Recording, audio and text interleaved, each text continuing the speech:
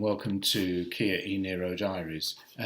The following videos are of our trip up to Orléans last weekend and include all kinds of things about range, speed, headwinds and weather, as well as destination charging and being Tesla's poor relations. And the surprising finding of a brand new row of Ionity chargers, possibly hope for the future there, and the unusable free charging point affair.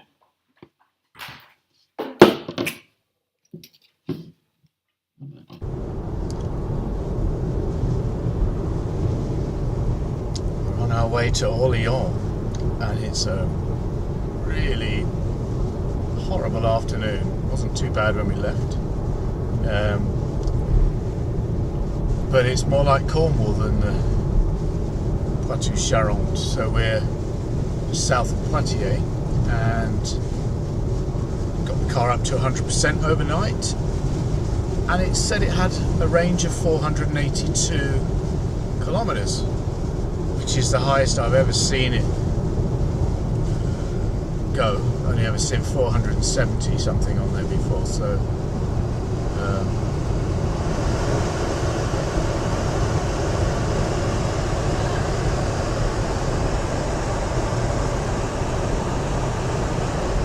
just having playing around here with the we were misting up, yeah. So getting near Poitiers, so getting more traffic now, and then get on the autoroute, péage, up to Tours, and from there to Orléans, which is a total of 277 kilometres, so well within the range of the e-Niro, which is saying we've got 411 kilometres left. I hope the weather improves for a sightseeing tour of Orléans tomorrow. So here we are at the Ibis Hotel just outside Orléans. We did 277 kilometres and the range said 482, but we had heavy crosswinds and we ended up with only 70 kilometres of charge left. So our rate was 18, nearly 19 kilowatt hours per 100 kilometres. But we're having to park in a disabled bay to use the charger. It's a level 2 charger and it's free, which is great, but it just that is not our car. That is not our car, no, but it does make you realise that, you know, the first class citizens are actually over there. If you look at that lovely row of 8 Tesla superchargers, and just seen the first couple of Model 3s I've ever seen, which is great. But anyway, very happy with the Kia. Good to get to a place to charge it, and now we're going to go to Orléans for some food. So here we are in the underground car park in the centre of Orléans, where you can get free electric charging. There's 1, 2, 3, 4. Use my charge map pass to open the door, but look, there's no space to put the cable because the cable doesn't bend back that far, and it certainly doesn't go in upside down. So much for free charging in the centre of Orléans. You can't actually get the plug-in. And goodness knows what this one's for. I don't know what kind of. Oops. I don't know what kind of that. But there's not enough space with the regular French plug that we use at home to get that in. So waste of time. Yes. Go and see the House of Joan of Arc now. So a bright sunny morning, just finished at the Hotel Ibis just outside Orléans, and first thing you notice here is the loads and loads of Tesla charging points, and what I think is grid buffering batteries. It's all very well organised. And the problem was that, not having a Tesla, we had to park in a disabled car parking spot and use the charger, which is not ideal. There we are, and there's the charger. Eventually got it to work last night.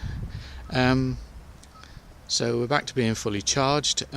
Yesterday we started at 482 kilometres from home, and we did 277 to get here. We were going into a headwind, and it was the first time we've really driven in conditions where it was really buffeting, and it was cold. It dropped. The temperature dropped as we went further north, and so we did have a little bit of heater on. But by the time we arrived here, we only had 70 kilometres left. So our effective range yesterday was only about 350. But anyway, it'd be interesting to see when we go home later this afternoon with the wind behind us what the range is.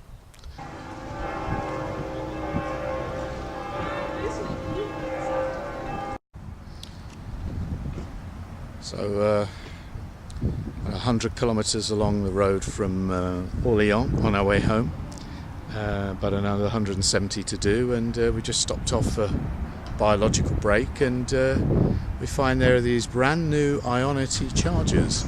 Apparently these will go up to 350 kilowatts eventually, but it's a shame I don't need to charge really. I've got plenty of range to get home, but there we go. It's good to see them on the A10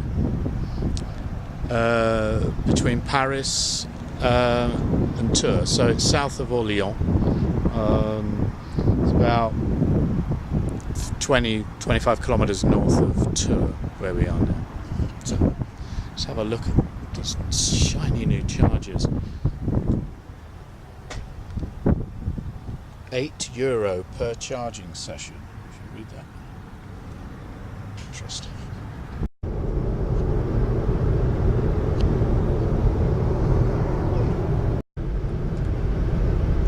No. 125 kilometres an hour, so Mrs. e-Niro, she drives a lot faster than me. She really doesn't. No, she really doesn't. She just drive like a vicar's wife. Drives like a vicar's wife. Apologies to any vicars' wives and vicars who may be watching. So, it's flying along it's really quiet, it's really smooth. We don't have the buffeting winds that we had yesterday, so it's probably why the range is holding up a lot better on the trip back.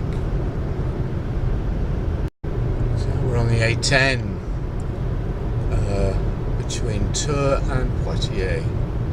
Lovely Sunday evening. All the buttons. I still don't know what all of these do. Still haven't RTFM'd properly. One thing we find we don't like so much is the lane keep assist button. If you want to turn it off, it's actually out of view of your left hand. So the left hand, which waggles occasionally, you're like that. Hello.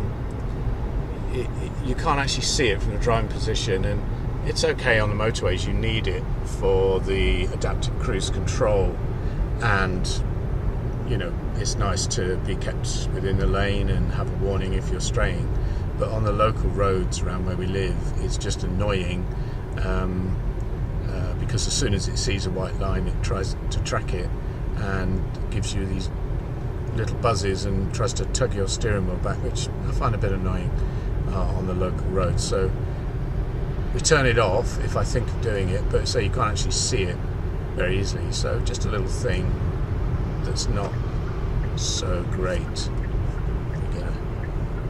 Been doing about 110 to 120 kilometres an hour on the way back. Hopefully our efficiency will be a bit better than it was driving up to Orleans yesterday, which was pretty bad. It was just under 19 kilowatt hours per 100 kilometers. So we one of the few trucks that you see on a Sunday in France. Mostly they're not allowed to drive on a Sunday. You have to get special permission. So it's a great day to travel on the autoroutes and have a lot of truck-free driving. So at another hour and 10 minutes, got 106 kilometers left to do to go home, and we've got 244 kilometers of range, so it should be more of an efficient trip than the one coming up.